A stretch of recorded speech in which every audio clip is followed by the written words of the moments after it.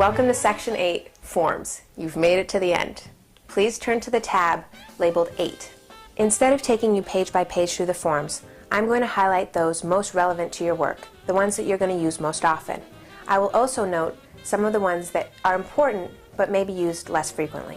If you look at the index for Section 8, you're going to notice that the forms are grouped corresponding to the section to which they refer. You're going to want to familiarize yourself with which forms correspond with which section. The forms that you're going to use regularly and will need to have on hand are the following: the Chapter Leader Quarterly Report, the Membership Application, the Service Project Sign-In and Sign-Out Sheet, the Project Leader Report Form, and the Independent Volunteer Activity Form.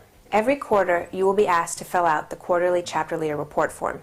This ensures that the Kids Korps office is up to date on what is happening with your chapter in its projects and its finances.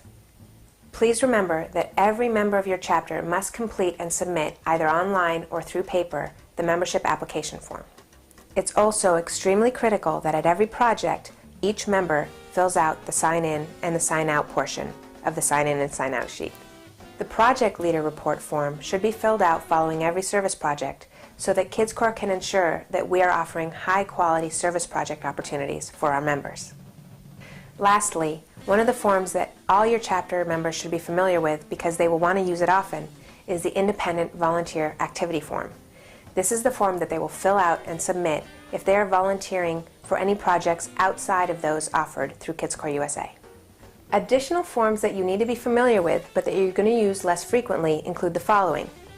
The financial forms that pertain to Section 3 are going to be used in the following instances. If you have raised funds and you need them to be reimbursed for any materials you've purchased, you're going to use one of those forms. If you decide to implement chapter dues in addition to the yearly Kids Korps membership fee, you'll also want to use one of these forms.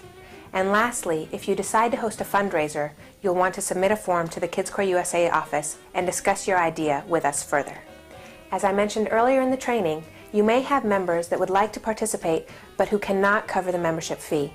There is a fee waiver request form for an individual family, as well as one that you as a chapter leader can use to submit for multiple families. An additional form that you may want to use during a service project is the agency consent form. The reason you would use this is that you want to do something to publicize the event with your chapter and you would like to take pictures. But remember, if you take pictures of anyone, you need to get their consent. This form will allow you to do that. It's also important to note that you are not allowed to take pictures of any youth that are in foster care or in the foster care system.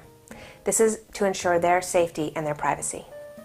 In the event of an incident, or if an accident has taken place during a service project, we ask that you fill out the Accident Incident Report form and submit it to our office promptly.